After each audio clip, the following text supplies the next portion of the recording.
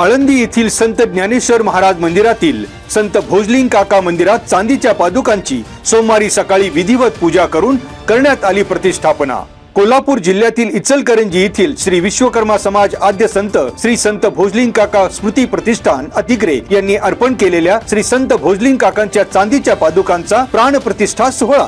यावेळी श्री संत ज्ञानेश्वर महाराज संस्थान कमिटीचे प्रमुख विश्वस्त डॉक्टर भावार्थ देखणे, विश्वस्त योगी निरंजननाथ, विश्वस्त हबप पुरुषोत्तम महाराज पाटील, व्यवस्थापक ज्ञानेश्वर वीर आणि श्री विश्वकर्मा समाज आद्य संत श्री भोजलिंग काका स्मृती प्रतिष्ठान अतिग्रेचे अध्यक्ष दत्ता सुतार यांच्यासह समाज बांधव आणि भाविकांची उपस्थिती।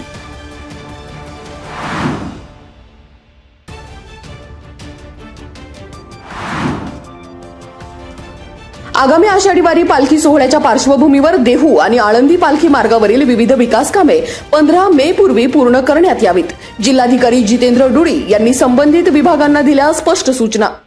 आळंदी नगर परिषद क्षेत्रातील रस्ते रुंदीकरणाची कार्यवाही अधिक वेगाने पूर्ण करण्याचे निर्देश। देहू आणि आळंदी संस्थांकडून प्राप्त मागण्यांवर सकारात्मक भूमिका घेत प्रशासनामार्फत ठोस कार्यवाही करण्याचीही जिल्हाधिकाऱ्यांनी दिली ग्वाही।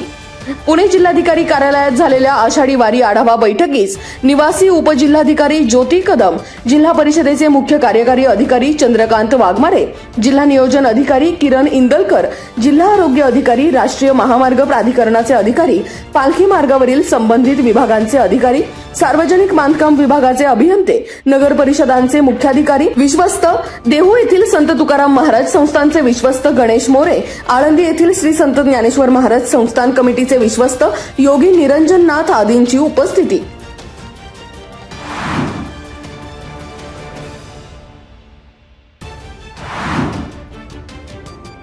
खेड तालुक्यातील आंबेठाण येथील दवनेमळा परिसरात एका पिसाळलेल्या कुत्र्याने तिघांना चावा घेतल्याची धक्कादायक घटना।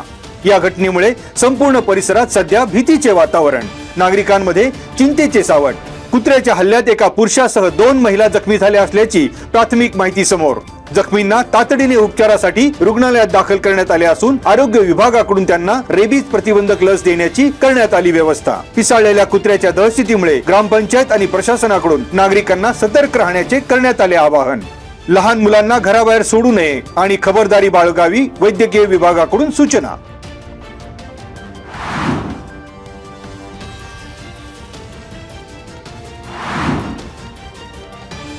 कंपनीच्या HR आणि व्हॉट्सअप ग्रुपवर फोटो व्हायरल केला म्हणून लोखंडी रॉडने मारहाण करत केली गंभीर दुखापत।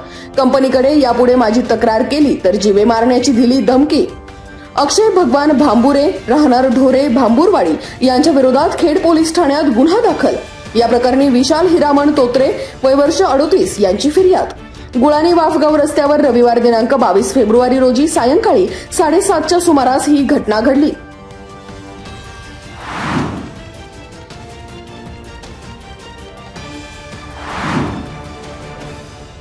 काळूस गावात शेतातील पिकाला पाणी देण्यासाठी विद्युत मोटार चालू करण्याच्या कारणावरून माय लेकांना लाकडी दांडक्याने मारहाण। उत्तर चाकण पोलीस ठाण्यात 2 सख्ख्या भावांवर गुन्हा दाखल। एका महिलेसह तिचा मुलगा मारहाणीत जखमी। सर्जेराव दामोदर पवळे आणि हिम्मतराव दामोदर पवळे दोघेही राहणार पवळे वस्ती काळूस यांच्यावर गुन्हा दाखल। पवळे वस्ती येथे रविवारी दुपारी 1च्या सुमारास घडला प्रकार। फिर्यादी महिला आणि त्यांचा मुलगा सार्थक यांना गंभीर दुखापत।